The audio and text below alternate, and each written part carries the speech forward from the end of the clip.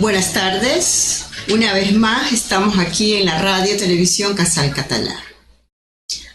Hoy día tenemos una gran invitada, una gran gestora cultural, Delia María. Bienvenida, muchísimas gracias por aceptar la invitación. No, Gisela, para mí es un verdadero placer estar en este espacio. Muchísimas gracias. Como dije, tenemos una gran gestora cultural y una gran profesional con formación holística en los diferentes campos del quehacer educativo, cultural y turístico. O sea, abarcas áreas importantísimas y necesarias, ¿no? Para una ciudad, para un pueblo, para un país. Dentro del perfil que leí, me llamó muchísima la atención y me puse muy contenta, te cuento. Diseñadora. Así es. Porque tú sabes que yo también soy diseñadora. Sí. Cuéntame esa parte. Bueno, eso es una larga historia. Yo estaba estudiando diseño de interiores y yo pagaba mis estudios haciendo investigación para historiadores. Mi mamá pues fue por 47 años bibliotecaria y fue la custodia de la biblioteca Carlos Arrolando. Yo ahí crecí, en medio de libros antiguos, por eso es que el olor al libro viejo para mí es una maravilla. Entonces, en este proceso conocí a mucha gente, pero yo pagaba mis estudios de diseño de interiores con la investigación histórica. Y me gradué como diseñadora de interiores. Pero me gradué precisamente estando ya en el Archivo Histórico del Guayas. Y la historia me cautivó a tal punto que, como me dijo don José Antonio Gómez, pues que era el director del Archivo Histórico y quien me invitó a ser parte de su equipo, me dijo: Delia María, debut y despedida. Mi tesis fue justo la remodelación del Archivo Histórico del Guayas. Ah, mira tú. Entonces ahí plasmé todos los conocimientos que había adquirido en diseño, que mejor por un espacio que me estaba cautivando.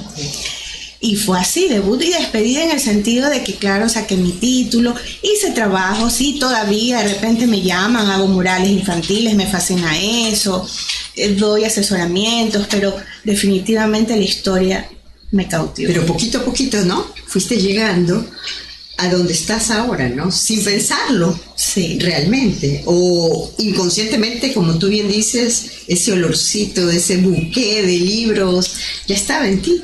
Sí, sí. Alguien, una comunicadora alguna vez dijo: pareciera que el destino de Delia María ya estaba trazado, ¿no? Exacto. Porque nací del vientre de una bibliotecaria jodida, como ninguna, manejando una biblioteca muy importante del príncipe de los bibliotecarios, como fue Carlos Arrolando.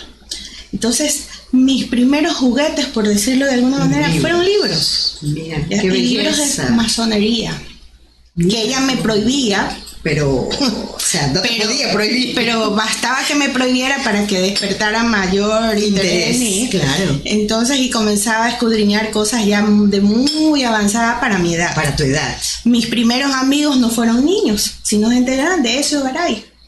Mira. Genealogista, historiador, quien me enseña las primeras letras, mientras él iba a investigar y todo. Y ese fue mi amigo, y fue el que de alguna manera también me acercó a la historia.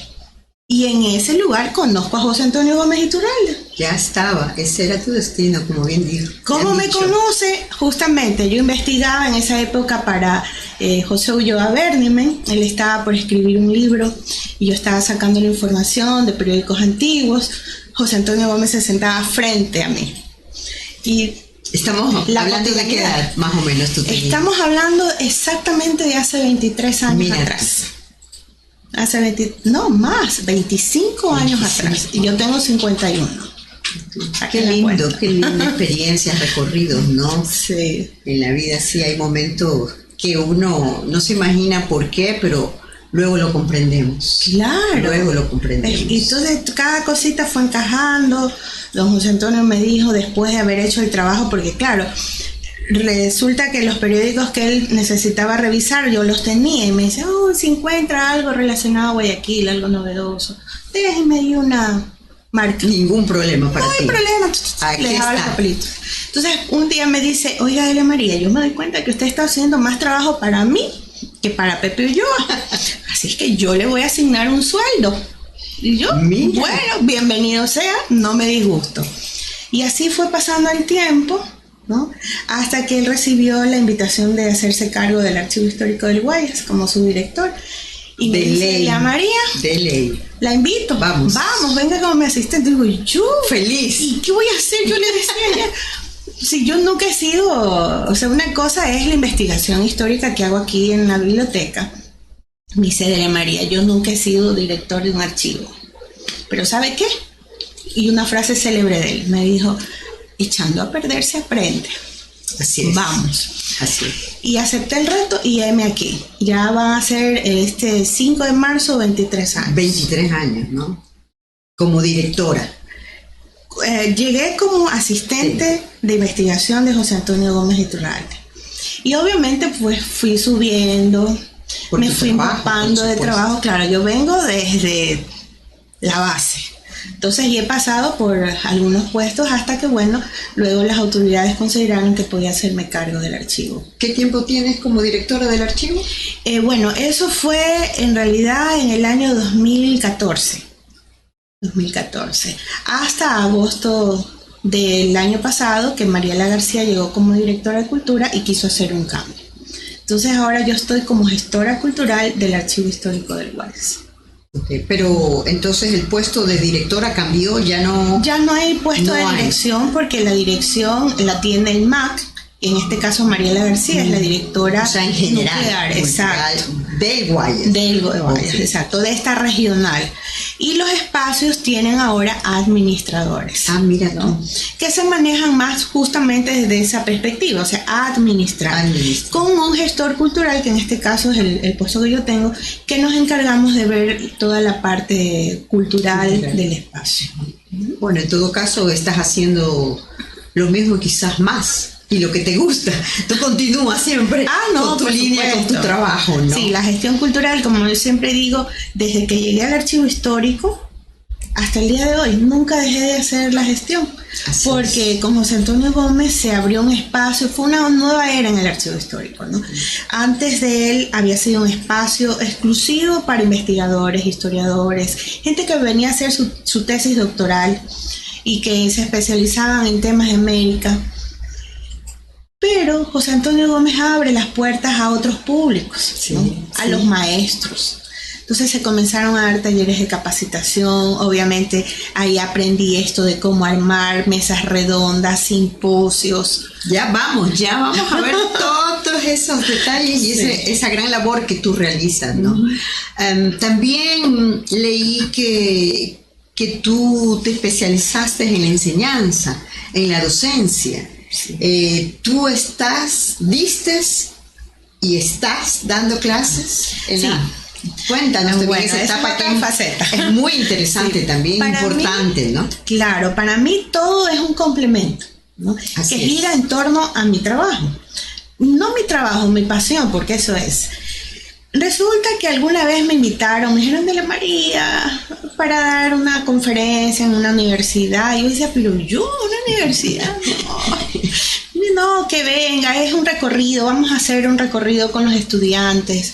Queremos recorrer las peñas, era para una universidad de Milagro, la UNEMI. Okay. Entonces venía un grupo de estudiantes y dije, bueno, yo conozco mi ciudad, puedo servirles de guía. Vinieron con el rector, yo no sabía, me tocó dar la exposición en la iglesia, arriba en el faro, y les gustó y me invitaron a dar cátedra en la universidad. Entonces yo me demoré 2 años en aceptar, porque yo decía, no, una cosa es dar en un grupo pequeño, pero ya asumir la responsabilidad de todos los días, viajar, preparar clases, era como que un poco más cuesta arriba, ¿no? Pero se dio una situación en el archivo que me permitió poder aceptar. Entonces acepté. Encontraste el espacio. Exacto, sí. Y dije, bueno, vamos. ¿Quién dijo miedo? Y me lancé. Entonces, resultó bien. Me imagino, gracias a los estudiantes. Y cada vez tenía más grupos de estudiantes, me comenzaban a dar ya más asignaturas. Eso implicaba pues también mayor preparación. Y yo dije, no, yo voy a tener que estudiar porque yo no estudié para ser docente. Y me metí a hacer una maestría en gerencia educativa, ¿no? Y evaluación de la educación superior. Entonces ahí descubrí que aquello que yo hacía en clase, porque era como una iniciativa, tenía un nombre específico. Entonces disfruté mucho la maestría, me dio bases para continuar con la cátedra. En este momento no estoy dictando cátedra, probablemente lo inicie en 2 meses. Estoy como que en el año sabático, pero sí, estuve en Milagro, estuve ahí 8 años. Bastante tiempo, sí. Yo siempre digo, ahí hice la conscripción. Luego estuve en la UES, estuve en la Universidad del Pacífico, estuve en la Universidad Metropolitana. Has transitado por algunas universidades, ¿no? Sí, la verdad es que sí. Y qué bueno, ¿no? Porque se necesita personas, maestros realmente con conocimiento, no solamente en la teoría, sino también en la práctica. Y tú tienes las dos cosas. Eso es muy importante. Una cosa es la teoría, pero como se dice popularmente, no, ni siquiera sabes vender un caramelo y estás dando, no sé, finanzas. No puede ser, ¿no? Entonces la teoría y la práctica van de las manos y tú posees las dos. Y eso fue lo que agradó tanto a las autoridades como a los estudiantes, ¿no? Porque yo siempre sostenía, y eso lo aprendí obviamente en el archivo histórico, la historia es una cátedra viva, debe ser cátedra viva. Entonces, y a mí yo recuerdo que de pequeña me gustaba la historia, pero a veces ciertos capítulos se me tornaban medio como aburridos, pero yo decía, no es la historia, es quien me la da. Así es. Entonces totalmente. Yo dije, no, yo quiero dar la clase como a mí me hubiera gustado que me la den. Que te la den. Entonces mis clases siempre eran interactivas, con mucha salida de campo, y eso a los chicos les fascina, ¿no? Porque es el aprender haciendo, es el aprender viendo. Exacto. Y la verdad es que sí, siempre las asignaturas fueron historia del arte ecuatoriano, historia del Ecuador. O sea, vamos a la calle, hay bastantes lugares, pero sin embargo, lastimosamente no siempre se lo hace, ¿no? Hay que hacerlo. Y yo te debo una visita con mis estudiantes de diseño. Generalmente sí, yo estoy totalmente de acuerdo. O sea, no puede ser que se aprenda solamente sentados, encerrados y solamente teoría, ¿no? Vamos, afuera está lo práctico. Claro, por supuesto, a la práctica. Más que nada, por ejemplo, yo he dado siempre en turismo. Entonces, imposible concebir a alguien que estudia turismo metido en 4 paredes. O sea, tiene que salir, tiene que conocer. Por supuesto. Incluso se aprende mucho más y se comprende mucho más la teoría. Claro. Y vas más allá. Y ahí viene la creatividad. Sí, exacto. Como tú bien dijiste, todo está tomado de la mano, son redes, ¿no? Que se unen y el producto se lo ve. Entonces, luego entraste a prepararte ya a lo que siempre te gustó, que incluso nos dices que desde niño, pero ya comenzaste también a una preparación un poco más formal con respecto a lo que es archivo, documentación. Así es. ¿Esto lo hiciste acá en Guayaquil? Eso fue en línea. Lo hice, fue una preparación en línea y también viene de atrás con mi mamá. Ella fue preparada por la OEA en temas de conservación, de manejo documental, y entonces ella todo lo compartía conmigo, porque como yo era una niña terrible, niña problema que no podían dejar en casa, entonces ella iba conmigo. Una chica inteligente, no era niña problema. Entonces, de alguna manera, pues eso se fue quedando también como parte de mi formación. y ahora trabajando en un archivo no podía ser de otra manera, tenía que prepararme, ¿no? Especialmente en temas de conservación. Recordemos que el Archivo Histórico del Guayas es el custodio de la memoria y la voz de Guayaquil. Y no solo de Guayaquil, sino de la provincia libre de Guayaquil, es decir, ese territorio que va desde el sur de Esmeraldas hasta Tumbes. Todo lo que se generó desde el siglo XVI hasta el XX en este gran territorio lo custodia el Archivo Histórico del Guayas. Un tesoro adentro. Un tesoro. Entonces, ese tesoro había que saber cómo conservarlo, ¿no? Cómo cuidar esos manuscritos de data tan antigua, que si la climatización, que el sistema contra incendios, la luz, imagino, ¿no? Exacto, todo esto, que si la humedad relativa, la humedad, gran humedad que tenemos. Correcto. Entonces todo eso había que aprender, ¿no? Y es lo que hice, y obviamente se pone en práctica en el Archivo Histórico del Guayas, ¿no? Y tienes, me imagino que capacitaste a tu personal para que aprendan, para que manejen toda esta documentación como es debida, ¿no? Sí, una vez que yo concluí con mis estudios, lo primero que hice, siempre he considerado que cuando uno enseña, aprende 2 veces. Por supuesto. Entonces, terminé, inmediatamente hicimos un intensivo con todo el personal para que todos hablemos el mismo lenguaje y que en la ausencia de alguien, el otro pudiera cubrir ese espacio.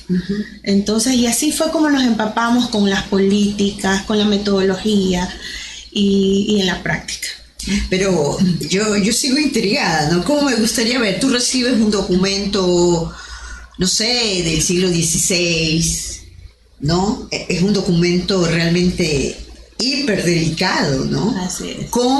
¿Qué hacen? ¿Cómo lo tratan? Bueno, en primer lugar, el documento pues no lo podemos manipular sin utilizar guantes. Siempre se utiliza guantes. ¿Por qué? Porque el papel tiene 120 bacterias. Entonces nos contaminamos y nosotros también lo contaminamos con la grasa corporal. Entonces utilizamos como medida preventiva el uso de guantes, ¿no? Cuando un documento está extremadamente deteriorado, obviamente ya no se lo facilita, sino que se le da un tratamiento. Y eso puede ser, a veces hay demasiado óxido y se tiene que limpiar, se pone muy amarillo. Entonces utilizamos alcohol con piróxido en 1 litro de agua. Comenzamos ahí entra la química, exactamente, ¿no? Lo limpiamos para blanquear el documento. Sin dañarlo más. Sin dañarlo, si exacto. Ya está anciano, ¿no? Correcto. Y esos son los tratamientos que se les da. O, por ejemplo, lo encapsulamos metiéndolos en sobres con material libre de acidez para que se mantenga a lo largo del tiempo y que las personas puedan consultar. Eso básicamente hacemos, por ejemplo, con los mapas y croquis que también tenemos en el archivo. Entonces, para que no sea manipulado con las manos directamente, se pone en un sobre, ¿no? Que es de papel glacine. Y eso es traslúcido y permite ver el documento sin tener que deteriorarlo. Y todos estos materiales, y me imagino herramientas como pinceles, tal vez, algo para... lo compran, lo consiguen aquí, se los aporta el ministerio, porque ustedes son parte del ministerio, no me preguntes cosas difíciles. Pues en todo caso, ¿es fácil obtenerlo aquí en Ecuador o tiene que importarlo? Bueno, eso, generalmente ese tipo de materiales no es muy fácil de encontrar. Me imagino, por eso te pregunto. Hay un proveedor en Quito, ¿no? Aquí en Guayaquil es difícil, encontramos el papel glacine en sí, pero el resto de materiales sí es complejo. Eso tiene que ser a través de Quito y son cosas importadas. Me imagino, y todo un trámite, sí. Yo ya me imagino eso, y debe de haber un stock determinado. Debería, ¿no? Porque eso de estar pidiendo toma un tiempo, la burocracia, la logística, y hasta que llegue, ¿qué pasó? Claro. Con el documento, ¿no? Exacto. Pero bueno, con tu experiencia y el tiempo que ya estás manejando estas situaciones. Hemos trabajado algunos documentos y eso ha sido una experiencia muy bonita, porque sabes que ese libro o ese documento o ese mapa es como alargarle la vida a una persona. Increíble, ¿no? Increíble. Que te va a permitir que sea analizado por las nuevas generaciones. Entonces eso es lo que pensamos a la hora de restaurar algún documento, un libro, y como vemos la importancia que tiene la conservación, incluimos eso como un módulo en los talleres vacacionales con los chicos. Ajá, para que ellos vayan visualizando ya el proceso, ¿no? En primer lugar, que conozcan la importancia de preservar los libros, los documentos antiguos, y que conozcan la forma al menos preventiva, ¿no? Para no dañarlo. No dañarlo. O sea, es como una cirugía. Es una cirugía, ¿no? Así es. Sí. Muy, muy interesante. Otra pregunta. Se ocupa el archivo histórico de la provincia del Guayas, como tú bien dijiste, ¿no? A lo largo al norte Esmeralda hasta llegar al sur totalmente. Sí, el sur de Esmeralda hasta llegar a Tumbes. Y todos estos documentos, por ejemplo, actualmente ya hablamos de cantones, ¿verdad? En la provincia del Guayas. ¿Cómo ustedes, cuál es la logística, cómo los transportan, cómo ustedes van, cómo se enteran, estos documentos están ahí, qué instituciones en estos cantones o qué personas se ocupan para ustedes contactarlas, ponerse de acuerdo, trabajan? Explícanos un poquito. Ya, bueno, cuando yo me refiero a que el archivo es custodio de esta documentación, eso se dio desde el momento que el Archivo Histórico nace como institución para preservar la memoria, ¿no? De este gran territorio. Y ya contaba con documentos que eran del Centro de Investigaciones Históricas y que ellos tenían de la primera escribanía que tuvo Guayaquil. Actualmente eso ya no se cumple porque tenemos una secretaría, el SNAP, que es la encargada de custodiar la documentación de las diferentes instituciones públicas. Entonces ya nosotros no recibimos documentación. ¿Qué sí recibimos? Documentos antiguos, ¿no?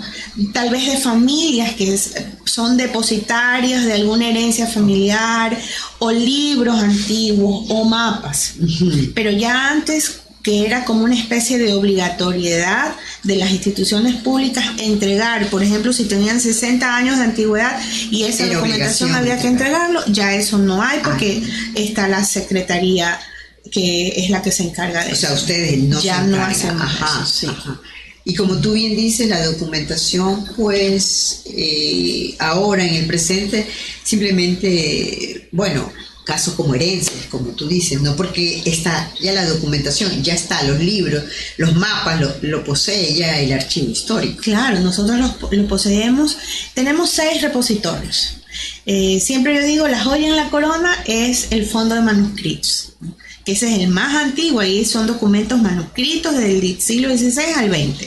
Ahí vamos a encontrar, por ejemplo, las cartas, toda la correspondencia entre Eloy Alfaro y Hallmark, ¿te puedes imaginar? Para la construcción del ferrocarril. ¡Qué riqueza! Así es. Telegramas, cartas, misivas, cartas personales. Tenemos de Illingworth, tenemos de Baltasar Calderón, viudo de Rocafuerte. O sea, hay un sinnúmero de documentaciones y cartas, protocolos, juicios, testamentos. O sea, ahí se descubre, entre comillas, la verdad. Correcto. ¿Verdad? Así es. Ahí reposa la verdadera historia nuestra, de todo el litoral. Ahí no hay manipulación, ahí no hay interpretaciones, ahí no, eso está Eso ahí. Es como decimos en archivística, son fuentes primarias, ¿no? Que son, exacto, nadie les contó, se generaron en el momento. Ajá. Y sí estuve viendo un poco lo que tú me dices, ¿no? También hay la parte de los mapas. Sí. ¿Verdad? Hay la parte visual, o sea, el fondo fotográfico. Sí. ¿Cómo está? El fondo fotográfico también es otra joya. Tenemos alrededor de 7.000 fotografías que están digitalizadas ya y son desde 1896 hasta 1940. Es decir, nos da la posibilidad de conocer ese Guayaquil antes del incendio grande. ¿Y cómo quedó después del incendio grande? Y cómo dentro de poco tiempo ya comienza a ser una ciudad pujante, una ciudad cosmopolita. Entonces la fotografía te permite eso, conocer el pasado, es una ventana al pasado. Y puedes ver arquitectura, el desarrollo urbanístico de la ciudad, puedes ver medios de transporte, moda, clases sociales, o sea, es un sinnúmero de elementos que te permite una fotografía. ¿Y estas fotografías son fotografías individuales cada una o sacan de libros especializados de fotografía? ¿Cómo obtienen lo han logrado tener? ¿Han logrado tener un sinnúmero? ¿Cuántas fotografías me dices? Tenemos alrededor de 7.000 fotografías digitalizadas. Imagínate. Sí. Bueno, lo que tenemos, la parte patrimonial, son las placas de vidrio. Está en placas de vidrio. Ahora, esas fotografías que están en las placas pueden ser salir a hacer una fotografía. De hecho, el que visita el Archivo Histórico del Guayas puede ver estos grandes murales que salen justamente de las entradas de ese fondo. ¿No? Pero también hay fotografías en papel, en acetato, ¿no? Que han sido en algunos casos donaciones, otras adquisición en la época en que el Archivo Histórico del Guayas dependía del Banco Central. Del Banco Central, por ahí se hizo una adquisición importante del fondo fotográfico en la época de Julio Estrada y Casa. Y este tratamiento de las fotografías, ya físicamente, es muy parecido al tratamiento del papel, de los libros, de los documentos. Se parece, ¿no? Sí. ¿Y qué es lo que cuidamos más ahí? Las placas de vidrio, porque esa es la parte patrimonial. Entonces ellas tienen una emulsión gelatinosa y tiene que tener una temperatura que ni sube ni baja, porque entonces ahí sí es perjudicial y es un daño irreversible. Pero y estas placas están puestas en perchas individualmente también, cada una. Correcto, ¿no? Con su respectivo código y de tal manera ubicadas que se protejan, ¿no? Para poder preservarlas. Están también en sobres libres de acidez. Y una pregunta, el acceso a visitar todo este tesoro, este patrimonio que tenemos, actualmente el archivo está abierto. Sí. Pero está abierto a todos estos espacios. Exacto, esa es la pregunta directa. Bueno, si José Antonio Gómez abrió el espacio para nuevos públicos, nosotros abrimos un espacio mucho más amplio. Nosotros permitimos el ingreso de niños desde 4 años. ¿Qué es lo que hacemos? No podemos exponer a los niños tan pequeñitos a un área que de todas formas tiene bacterias, que tenemos que acudir con mascarilla, pero sí podemos presentarles a ellos facsimilares de los originales. ¿No? Entonces ellos pueden ver a través de un video que se ha preparado para la ocasión cómo está conformado cada fondo y se les muestra una fotografía, un documento, un periódico, pero trabajado de forma facsimilar, de tal manera que lo puede manipular sin peligro alguno. Muy interesante. ¿Esto es nuevo? Sí, eso es una propuesta que surge. Esto es pedagógico, ¿eh? Sí, exactamente. Eso, ahí vino la importancia de aprender. Exacto. La parte de las metodologías, cómo podíamos llegar a los otros públicos. Y la verdad es que nos ha dado buenos resultados. Iniciamos con una jornada de puertas abiertas celebrando el Día Internacional de los Archivos, que es cada 9 de junio. Y como fue un éxito, dijimos, bueno, como que vamos a tener que hacer más jornadas de puertas abiertas. Y hoy por hoy pues hay un programa que se llama Conociendo los Espacios de mi Memoria, que permite que la institución educativa que tiene interés de llevar a sus estudiantes asista, y hacemos el recorrido con todas las debidas precauciones, ¿no? Para que los chicos conozcan las reservas con todas las protecciones del caso y reciban pues la charla inductiva, que conozcan el libro del mes, el personaje del mes, el documento del mes, porque todos los meses variamos. Hay esa actividad, ¿no? Cada mes de ustedes tienen un personaje. Eso me parece también muy interesante, porque atrás de estos personajes hay todo un entorno, un montón de historia. Así es. Un montón de historia. Y de cultura, ¿no? Porque está la música de esa época, la poesía, el teatro. Tú juntas, ¿verdad? Todo esto y lo das a conocer a niños. Qué interesante. Sí. Nosotros notábamos algo. Conocemos ya los personajes de memoria, los conocemos.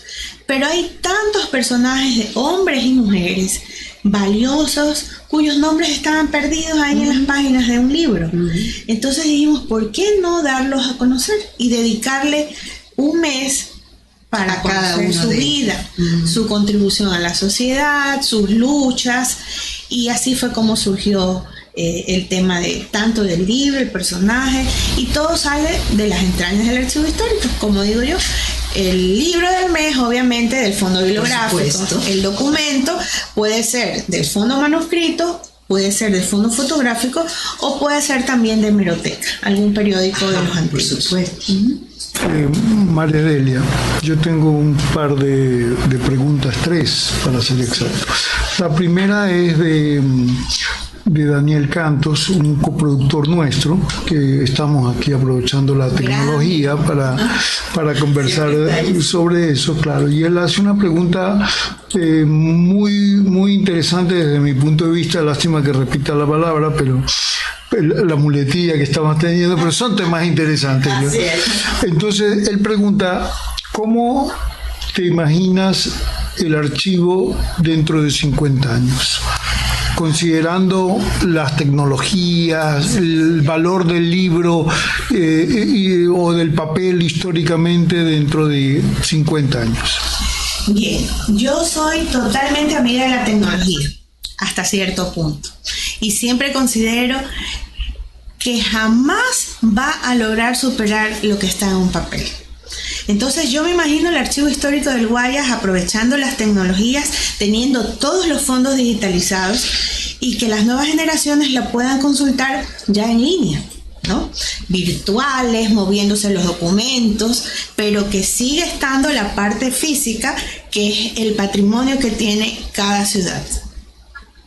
Así yo me imagino el archivo histórico. Siempre va a estar ahí, físicamente. Siempre. Pero, claro, yo tenía esta pregunta también, ¿no? Como vemos, la tecnología avanza tanto, incluso los alumnos, ¿no? Desde muy chiquitos, y entonces van y también se les da la oportunidad de entrar a la computadora para que puedan visualizar. Incluso estuve haciendo yo una investigación, no sé si te acuerdas, sobre la moda guayaquileña, claro. Y encontré la opción también, algunos documentos, bastantes documentos ya están, los han subido, ¿no? Y uno los puede visualizar. Y de hecho yo me imagino, ¿no? Que un chico, bueno, ahora puede entrar con una tablet y que se acerque a un libro y tenga ahí escaneado un código, inmediatamente le salga el contenido del libro. Así me imagino yo el archivo histórico a futuro. Paso a la siguiente pregunta. La siguiente pregunta es de Miguel Iturralde, que también creo que conoce.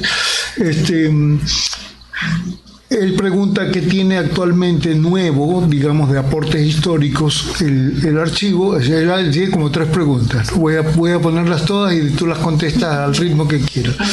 ¿En qué momento, cuán importante, dice, es para nosotros, o sea, para los profesionales, para el medio, el archivo en la tendencia que esté llevando en este momento? Y lo otro, la tercera pregunta es, ¿qué planes de difusión tienen? Ya, muy bien. A ver, ¿qué de nuevo tenemos en el archivo histórico del Guayas? Todos los meses presentamos cosas nuevas. Tienen que visitarnos. Así es.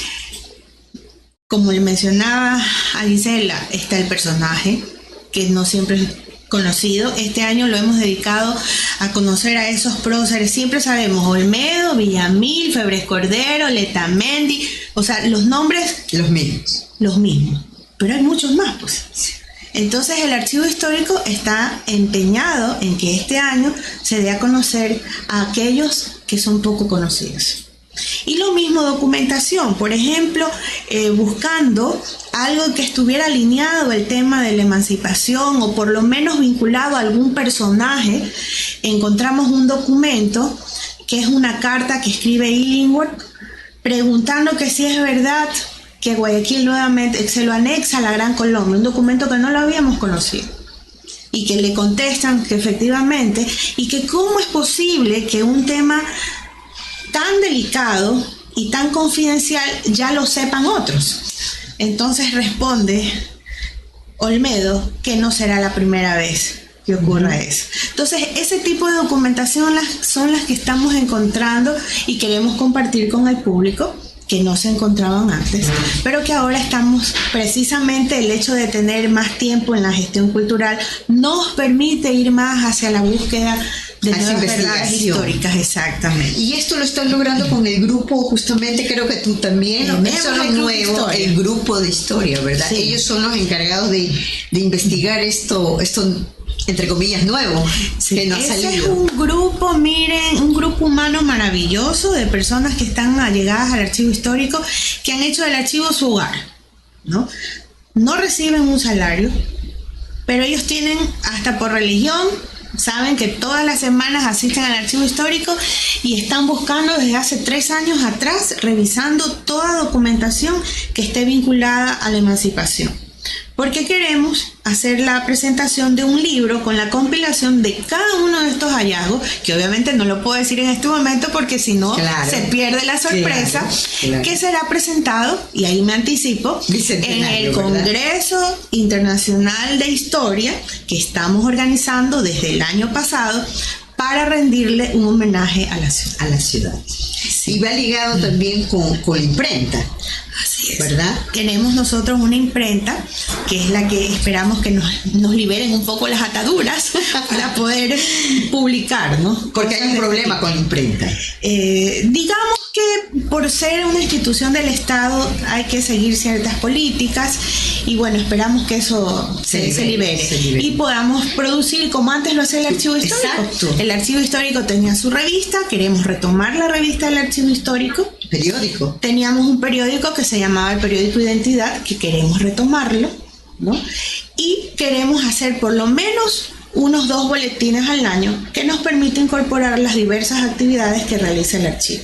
Con respecto a la difusión, ese es nuestro talón de Aquiles. Lamentablemente... Ahí te voy a aportar con la tercera pregunta, que es mía. Mira, la tercera es... Yo veo un problema de mantenimiento, o sea, si tú tienes que mantener y ver que nadie toque ese material, porque es un material muy delicado, obviamente habrá material más resistente y todo. Los facsímiles son una fórmula de sentir el papel, ¿no? Aunque no sea el original y etcétera. Pero viendo a los niños, como decía Gisela, viendo a los niños hoy día tecnológicamente conectados, la necesidad de estudiar cada vez se mueve, quizás penosamente, pero como una realidad, fuera de las aulas y se vuelve más digital, más virtual, más contemporánea, por decirlo así, en términos de tecnología. Entonces la sugerencia, quizás más que una pregunta, es tanto para proteger este material que es muy delicado, pero que al mismo tiempo esté asequible para todo el que lo necesite, una combinación de un gran inventario de material digitalizado más una difusión, o sea, el manejar aplicaciones que te van en el celular, que tú estás estudiando y te preguntas, bueno, ¿y qué pasó en 1634 durante tal evento que no sé qué?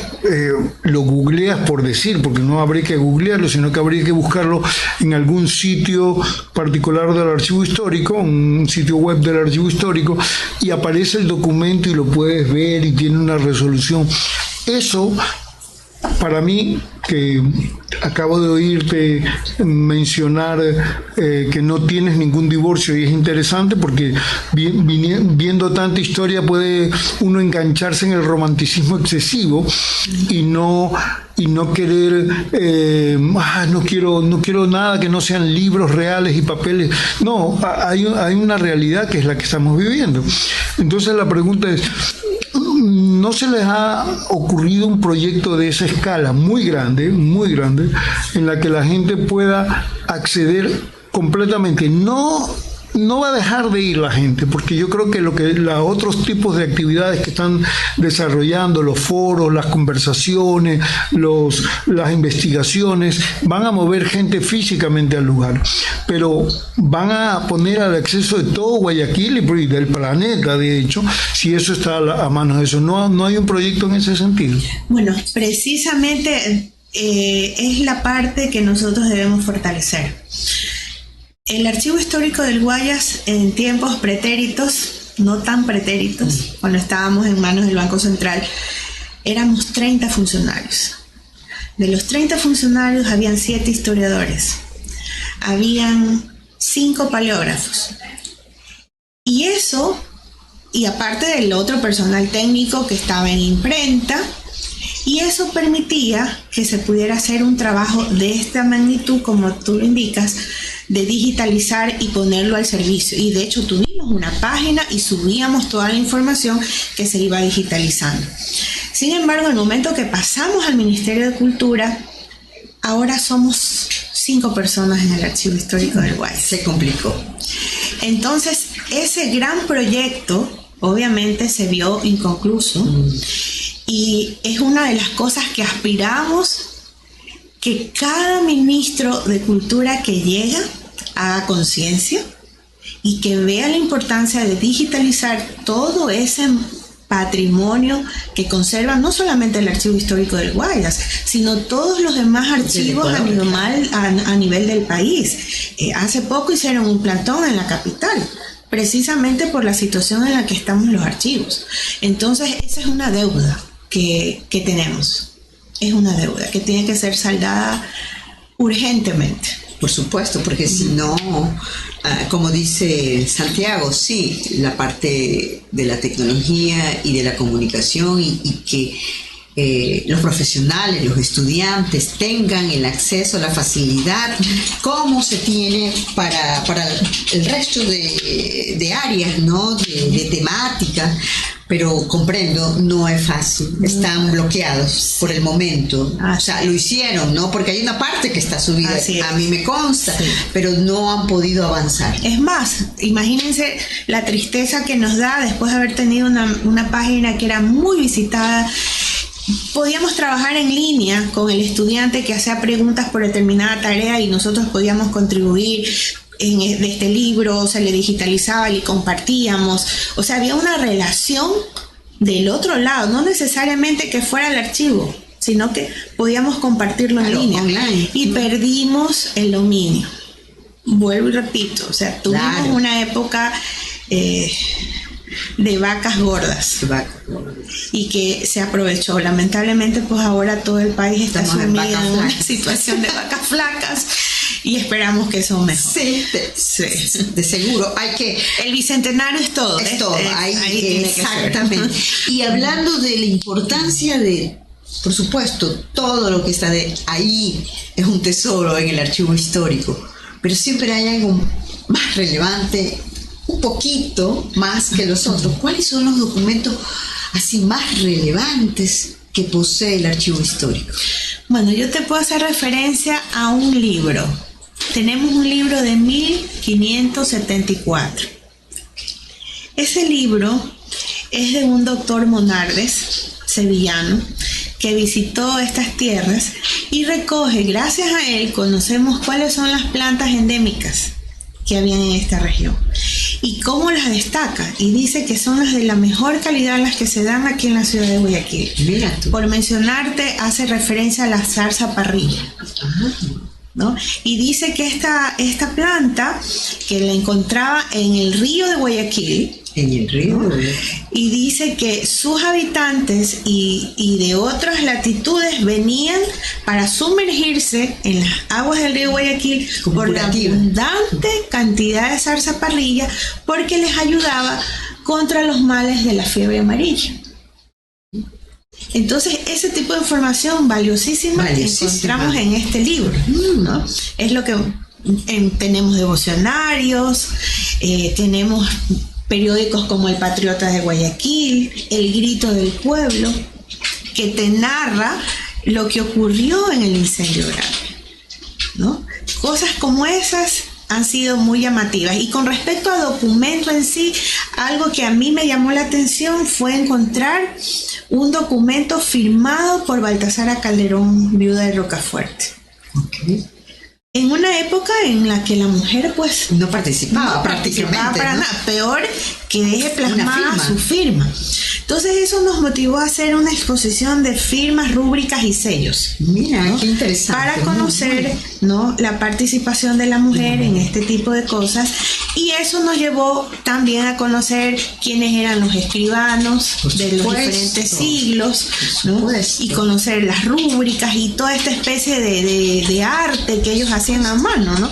Para cada documento. Entonces, el archivo histórico es, como te decía al inicio, es una fuente inagotable de información. Yo me atrevo a decir para todas las profesiones. O sea, es un centro de investigación. Es un centro de investigación y es un laboratorio que te permite generar muchas cosas. Ahora, con todo este tesoro que poseemos y que lo estamos en este momento desmenuzando, entrando, ¿no?, a él, una pregunta, ¿no? ¿Quiénes nomás entran, van al archivo histórico? Es que recurre bastante personas, estudiantes, profesionales, o no lo conocen aún. ¿Qué debemos hacer? Porque pienso que yo no te puedo decir qué debes hacer. Todos tenemos, ¿no?, los que estamos interesados en la cultura, que participamos, tratar de difundir y apoyar. Correcto. Una de las preguntas que hacían era el tema de la comunicación, ¿qué hacemos para...? Y yo dije, ese es nuestro gran talón de Aquiles, porque nosotros dependemos actualmente, de acuerdo a la política dictada por la actual directora, que tiene que centralizarse en el MAC. Entonces dependemos de la difusión que desde el MAC haga de nuestro espacio. Entonces es un poquito, sí, como que se ha convertido en una camisa de fuerzas, ¿no? Porque estando en el espacio nosotros generábamos cosas y hacíamos presencia. No había mes que el Archivo Histórico del Guayas no tuviera noticias. O sea, ahora ustedes es una dependencia. Es una dependencia. No lo pueden hacer MAC. directo. Como antes no. Como antes. Todo tiene que ser a través del MAC nuclear. Entonces, eso sí, ahí debemos de trabajar duro. Y me encanta lo que dijiste, ¿qué debemos hacer? Incluirnos. Cada que recibimos grupos de estudiantes, la primera pregunta que yo les hago y les pido, levántenme la mano quienes antes de venir al Archivo Histórico del Guayas sabían de la existencia de este espacio. Entonces, claro, de 50, 1 o 2. Sí, realmente es una pena, ¿no? Entonces yo les decía, me encanta saber eso porque significa que los 48 que no conocían el Archivo Histórico del Guayas, hoy día cada uno de ustedes va a comentar que han conocido este espacio. Entonces ese es el marketing boca a boca. Por supuesto, que es el que necesitamos, ¿no? Para que se conozca este espacio de la memoria que es vital para poder escribir nuestra historia. Pero, por ejemplo, ahí visitan alumnos de escuelas, de colegios, también es un papel de los profesores, de los docentes, ¿no? Así es. Bueno, lo que está diciendo la directora, lo vamos a hacer, vamos a investigar, vamos a comunicar. Es que, porque si no, eso queda otra vez en el aire. Sí. Y no solamente, María Delia, es el archivo histórico, para que te quedes un poco más tranquila. Te digo, como docente, a mis alumnos que son del tecnológico superior, es impresionante. Y vienen de colegios privados y los colegios privados, bueno, qué bueno, pero no conocen los museos de la ciudad, no conocen el archivo histórico, y cuando vamos y te voy a visitar, como te dije, me dicen, pero qué maravilla, Gisela, no sabía que esto existía. Así. Pero no puede ser, ¿por qué no nos dijeron? Entonces hay una falla. No es de la juventud. No es. Necesitan ser motivados. Tienen que ser y saber que existen, ¿no? Y para eso estamos los docentes. Correcto. Las autoridades, porque, vuelvo a repetir, es una obligación de todos. Sí, y dar la facilidad. Y dar la facilidad, muy bien. Hay la disposición, el maestro quiere sacar a sus estudiantes, quiere llevarlos. Los chicos tienen interés por curiosidad al inicio. Pero ¿qué pasa? Que hay muchas restricciones, que hay que pedirle permiso al distrito, porque si no los niños no pueden salir. El transporte. Entonces, el transporte, porque no todas las, salvo que sea una institución privada, que tienen su propio transportación. Entonces todos esos son ciertos impedimentos. Pero precisamente por eso es que como Archivo Histórico del Guayas no solamente esperamos que vayan al espacio, nosotros vamos. Tenemos un programa que es Extramuros, que nos permite llevar las exposiciones que hemos generado, que se puedan presentar en la institución educativa con una charla inductiva. Podemos estar hasta una semana en una institución educativa. Eso es fantástico, ¿no? Llevamos nuestros productos del mes y procuramos, desde el año pasado hicimos una alianza estratégica con el Parque Histórico para que ellos repliquen los productos que nosotros tenemos en el Archivo Histórico del Guayas y ellos lo hagan al igual, a la par con nosotros, pero ellos tienen otro público.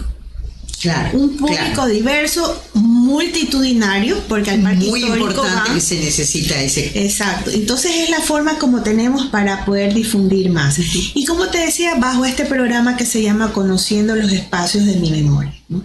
Entonces las instituciones pueden inscribirse, visitan el archivo. Estadísticamente, el año que culminó tuvimos 17,000 visitantes. Ese fue para un archivo histórico. Tener 17,000 visitantes, por supuesto, no es poco. Por supuesto. No es poco. Porque normalmente tú vas al archivo histórico a hacer una investigación. ¿No? Sí. Entonces está obvio, hay trabajo ahí. Hay trabajo. ¿Y qué es lo que está sobresaliendo? ¿Qué es lo que está dando vida a la gestión cultural? Por supuesto. Porque es lo que está generando las charlas, los coloquios, las mesas redondas, las salidas, los recorridos. Sí, aquí tenían las actividades que ustedes realizan, no todo lo que tú estás diciendo, y una muy interesante, por ejemplo, yo llevé al grupo de mis amigas que son personas mayores, por favor, pero nunca habían pisado el archivo histórico, no sabían dónde quedaba ni que existía, a la verbena Julián. Entonces, esa parte turística, pero hay historia también, incluso lo que comíamos, lo que se puede comprar, el chocolate, los churros, atrás de eso hay historia de la ciudad. Entonces fue una velada muy, muy encantadora, les gustó y vamos a estar siempre yendo, y me parece que estas son las actividades creativas nuevas que tú estás haciendo y que deben de continuar y si es posible crear nuevas, ¿no? Por ahí va el aporte también de otros gestores culturales, de los artistas, de los docentes, para que esto realmente salga de este bloqueo que tú me dices y que se conozca más y que el archivo histórico no esté, por decirlo así, en el limbo. Así es, ¿no? Alguien decía por allí, es que el archivo histórico se maneja con agenda propia. Lo que pasa es que un archivo no es lo mismo que un museo. Nada que ver. Tiene una tipología muy diferente. Sus repositorios tienen otro tipo de elementos y la lectura que se debe dar es diferente. Entonces, claro, manejábamos las cosas diferentes, pero teníamos mayor visibilidad. Entonces eso sí hay que trabajar un poco, ¿no? Sí, hay que trabajarlo para llegar a la misma visibilidad y por qué no más aún, ¿no? Este archivo está desde la época del presidente Velasco Ibarra, ¿no? Sí, estamos hablando del 71. En el 71, 1971, el 7 de mayo de 1971, justo cuando la ciudad iba a cumplir su sesquicentenario, se decide crear el Archivo Histórico del Guayas a la par con la Junta Cívica. Somos dos instituciones hermanas. Sí, nacimos juntos. Y por supuesto ha habido una gran evolución, e incluso donde está localizado ha estado en diferentes partes de la ciudad, ¿no? Así es. ¿Dónde nomás? Estuvo en el Albán Borja, otro tiempo estuvo por la calle Panamá, parte estuvo en el edificio del Banco Central, hasta llegar actualmente al edificio que todo el mundo conoce como la Volvo, porque fue construido para la Volvo. Y coincidentemente quien construyó ese edificio fue José Antonio Gómez, sin pensar que años después iba a estar ahí el Archivo Histórico del Guayas y él iba a ser su segundo director. Bueno, sabemos que hay problemas de infraestructura, ya está un poquito mejorando, pero esto tiene que mejorar, o está pensado cambiarse de edificio, tener otra infraestructura o mejorarla, la misma. Bueno, nosotros estamos pensando que el archivo histórico puede mejorar donde está. Puede mejorar donde está. Y pensamos en que hay en los alrededores espacios para crecer. Y estamos pensando más allá. El archivo histórico no es la única institución que requiere ser atendida. Hay otras instituciones que hacen cultura.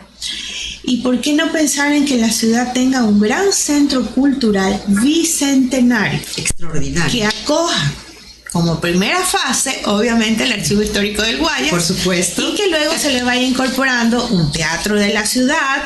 Extraordinario. Donde estén contempladas todas las academias, donde se enseñe tanto la danza clásica como el folclore, que si los títeres, que si el teatro. O sea, ahí hay tantas instituciones que se me vienen en este momento. Que si la orquesta sinfónica. Imagínate, ¿no? ¿Qué pasa con las instituciones que forman a los futuros músicos? ¿Por qué no estar ahí en este gran centro cultural? Que tengamos un espacio para la historia o la Academia de Historia Capítulo Guayaquil. No tiene un espacio. Entonces, hacia allá estamos apuntando y estamos trabajando en un proyecto. ¡Qué maravilla! Que esperamos llegue al corazón de los guayaquileños, especialmente a los empresarios. A los empresarios, que estoy segura que sí. Estás contestando también un poco la pregunta que hacía Daniel, ¿no? Cantos, ¿no? ¿Cómo visualizas eso? Y ya lo comenzaron este proyecto. Estamos trabajando. Están trabajando en ese Estamos proyecto. trabajando en eso, con gente totalmente, o sea, no son funcionarios del archivo histórico, pero que se han incorporado al club de historia, que sienten y aman el archivo y que quieren verlo bien. Entonces están buscando las diferentes figuras para poder cristalizar este gran proyecto. Yo estoy segura, y como sabemos, aquí en Guayaquil tenemos unos cuantos constructores importantes que a lo mejor podrían apoyar, por no decir deberían apoyar. Sí, es lo que esperamos. Qué interesante, sí. Me alegro muchísimo, María Delia, tú sabes que te estimo muchísimo, he participado tanto yendo a ver muchas actividades tuyas, y también tuviste el honor de invitarnos para una exposición y el coloquio de mujeres, y ya se nos viene el mes otra vez, de marzo. Así es. ¿Tienes planificado también? Sí, me imagino. Bueno, nosotros arrancamos con un coloquio. Este año obviamente no va a ser la temática de mujeres propiamente dicho. El tema es las independencias en América. Durante todo el año vamos a trabajar en esa línea, pero desde diferentes aristas. Y obviamente en el mes de marzo vamos a destacar a las mujeres en la independencia. Mira, sí, me parece excelente que las mujeres también aparezcan en la historia, porque siempre estuvieron, pero un poquito escondidas, y es el deber de los gestores culturales y de las instituciones de justamente sacarlas a relucir, ¿no? A darle la importancia. Presentes, que cómo se las descubre, porque por ahí hubieron unas que estuvieron en la lucha y cayeron heridas, y van a un hospital, y cuando las revisan eran mujeres y no eran hombres, pues estaban disfrazadas con todo el uniforme. ¿Quieren saber quiénes fueron? Vaya, me parece muy bien. Entonces, María Delia, una tarde lindísima, muchísimas gracias por toda esa riqueza que tú estás resguardándola, cuidándola y dándola a conocer como debe de ser, e incluso con todos estos proyectos a futuro, con mayor razón va a ser más conocido y darle la importancia que se merece. Muchísimas gracias por haber aceptado la invitación y estar aquí en el Casal Catalá. No, muchas gracias por la invitación.